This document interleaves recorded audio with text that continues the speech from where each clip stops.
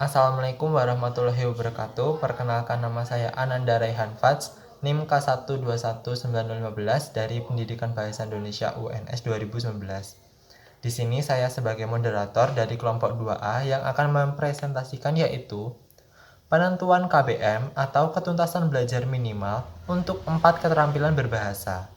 Dengan anggota kelompok yaitu Ananda Raihan 015, Arlita Andriani 021, Dita Prismasari 029, Firman Fajar Wiguna 039, Rismawati Ariesta 065, Rizky Kurniawati 067, Septa Kurniasari 073, Sylvia Widiasari 077, Tamara Diva Kamila 081, Umi Ayunita Mahfudah 083, Wiji Asih 087. Dengan daftar isi yaitu 1. Pengertian ketuntasan belajar minimal atau KBM. 2. Aspek dan prinsip ketuntasan belajar minimal. 3. Penentuan KBM dalam 4 keterampilan berbahasa.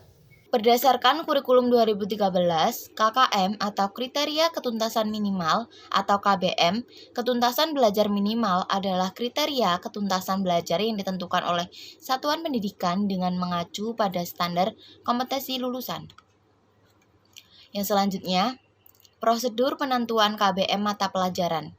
Yang pertama, menghitung jumlah KD setiap mata pelajaran pada masing-masing tingkat kelas dalam satu pelajaran.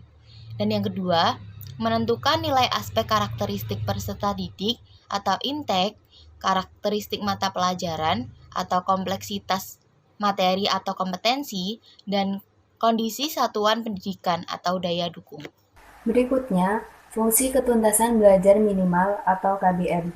Fungsi ini ada 5, yaitu yang pertama, sebagai acuan bagi guru dalam menilai kompetensi siswa sesuai kompetensi dasar mata pelajaran yang diikuti.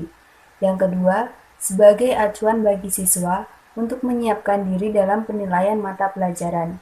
Yang ketiga, digunakan sebagai bagian dari komponen dalam melakukan evaluasi program pembelajaran yang dilakukan di sekolah. Yang keempat, kontrak pedagogik antara guru dengan siswa dan antara satuan pendidikan dengan masyarakat. Dan yang kelima, target satuan pendidikan dalam pencapaian kompetensi tiap mata pelajaran. Selanjutnya yaitu aspek ketuntasan belajar minimal. Yang pertama ada daya dukung. Daya dukung berarti ketersediaan sarana dan prasarana sesuai kompetensi peserta didik serta ketersediaan pendidik dan tenaga kependidikan.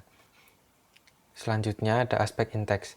Aspek inteks menyangkut tingkat rata-rata kompetensi awal peserta didik untuk mencapai standar kompetensi dan kompetensi dasar yang telah ditetapkan. Untuk penetapan inteks kelas 1, 7, dan 9, yaitu berdasarkan hasil seleksi penerimaan peserta didik baru, hasil psikotes dan ujian nasional, serta rapot tingkat akhir. Kemudian penetapan inteks selain kelas 1, 7, dan 9 yaitu berdasarkan kemampuan peserta didik di kelas sebelumnya. Yang selanjutnya yaitu aspek kompleksitas. Pada aspek ini menyangkut mengenai pencapaian peserta didik berdasar tingkat kesulitan kompetensi dasar, indikator, dan standar kompetensi. Pada kompleksitas ini dibagi menjadi 3 tingkat, yaitu dari tingkat tinggi, sedang, dan rendah. Hal ini berdasarkan pada beberapa kondisi, diantaranya pemahaman guru terkait kompetensi pembelajaran, kreativitas guru dalam menggunakan metode pembelajaran, tingkat pengetahuan yang dimiliki guru, tingkat penalaran peserta didik, dan lain sebagainya. Baik, saya akan melanjutkan presentasi dari teman saya sebelumnya. Pada slide 8 ini saya akan menjelaskan materi mengenai prinsip-prinsip ketuntasan belajar minimal atau sering dikenal dan juga disingkat sebagai KBM. Pada poin A, telah ditentukan bahwa kelulusan peserta didik berdasarkan kriteria tertentu atau berdasarkan aspek-aspek ketuntasan belajar minimal.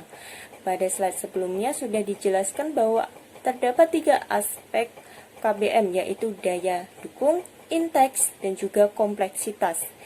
Dilanjutkan dengan poin B, telah dipaparkan bahwa pembuatan soal-soal berdasarkan pada indikator pencapaian kompetensi peserta didik. Dilanjutkan dengan poin C, pengambilan keputusan melalui metode kualitatif dan kuantitatif.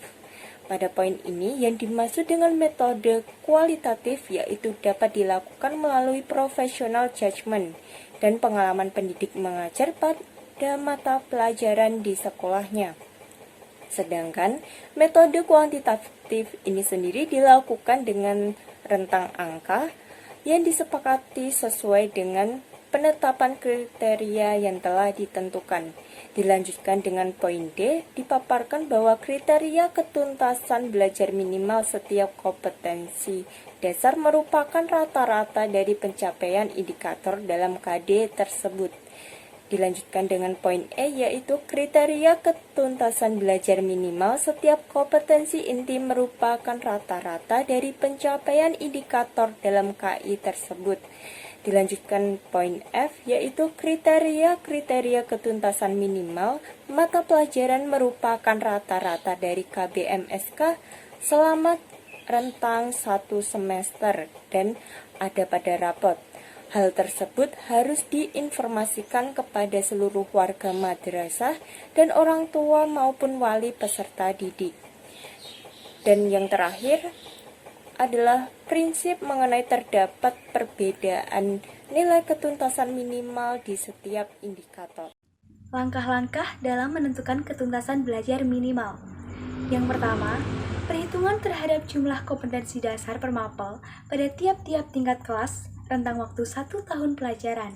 Kedua, penentuan terhadap nilai aspek karakteristik siswa dengan mengamati beberapa komponen seperti karakteristik siswa, tingkat kesulitan atau kompleksitas mapel, dan daya dukung atau kondisi satuan pendidikan yang berupa kompetensi guru atau tenaga pendidik, jumlah siswa pada satu ruang kelas, predikat akreditasi sekolah, dan sarana maupun prasarana yang memadai. Yang ketiga, yaitu menentukan KBM tiap mapel dengan rumus KKM mapel, yaitu jumlah total KBM per KD dibagi jumlah total KD. Presentasi selanjutnya yakni terkait penetapan dan penentuan ketuntasan belajar minimal atau KBM dalam pembelajaran menyimak. Nah, dalam menentukan ketuntasan belajar minimal atau KBM dalam pembelajaran menyimak, ada beberapa hal yang perlu dipertimbangkan. Di antaranya yakni tingkat kemampuan rata-rata peserta didik dalam menangkap informasi, kompleksitas kompetensi dasar, serta kemampuan sumber daya pendukung yang meliputi warga sekolah, sarana dan prasarana sekolah yang mendukung proses pembelajaran menyimak, seperti adanya speaker dan media CD. Selain itu, yang harus diperhatikan dalam penentuan ketuntasan belajar minimal adalah jumlah kompetensi dasar dan aspek komponen KKM yang disesuaikan dengan kemampuan peserta didik yang sebenarnya. Untuk presentasi selanjutnya terkait ketuntasan belajar minimal atau KBM dalam keterampilan berbahasa lainnya akan disampaikan oleh rekan saya. Terima kasih. Berikutnya, penetapan dan penentuan ketuntasan belajar minimal atau KBM dalam pembelajaran berbicara. Penilaian kompetensi berbicara yang dilakukan dengan unjuk kerja atau performance yang utama perlu diukur adalah yang berkaitan dengan penggunaan bahasa, seperti penguasaan lafal, struktur, dan kekayaan kosakata. Selain itu juga penguasaan masalah yang menjadi bahan pembicaraan, bagaimana siswa memahami topik yang dibicarakan dan mampu mengungkapkan gagasan di dalamnya, serta kemampuan memahami bahasa lawan bicaranya. Selanjutnya, kita akan membahas mengenai penetapan dan penentuan ketuntasan belajar minimal atau KBM dalam pembelajaran membaca. Pengukuran penilaian membaca diarahkan pada kemampuan mengintegrasikan bahasa yang telah dipelajari ke dalam suatu kegiatan. Guru dapat memberikan tugas berupa menceritakan kembali isi teks yang telah dibaca, meringkas atau mereview suatu teks, dan atau membuat resensi buku, artikel, atau jurnal. Kemudian hal-hal yang perlu diperhatikan antara lain kesesuaian antara tingkat pendidikan siswa dengan perkembangan kognitifnya. Kemudian dalam pemilihan bahan ajar, wacana yang dipilih haruslah sederhana, pendek, dan mengandung informasi yang berguna bagi siswa. Sedangkan yang perlu diperhatikan dalam Pemilihan tugas, yaitu indikator yang akan dicapai dalam pembelajaran, sudah sesuai dengan yang tercantum dalam standar kompetensi dan kompetensi dasar di dalam kurikulum. Materi selanjutnya adalah penetapan dan penentuan ketuntasan belajar minimal dalam pembelajaran menulis. Indikator pencapaiannya adalah 1. Siswa dapat menguasai penggunaan ejaan. 2. Memiliki kemampuan menggunakan diksi.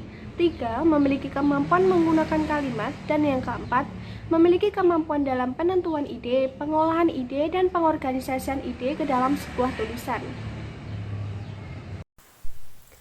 Jadi, dapat disimpulkan bahwa dalam kaitannya dengan 4 keterampilan berbahasa, KBM difungsikan sebagai tolak ukur keberhasilan siswa dari 4 keterampilan berbahasa tersebut.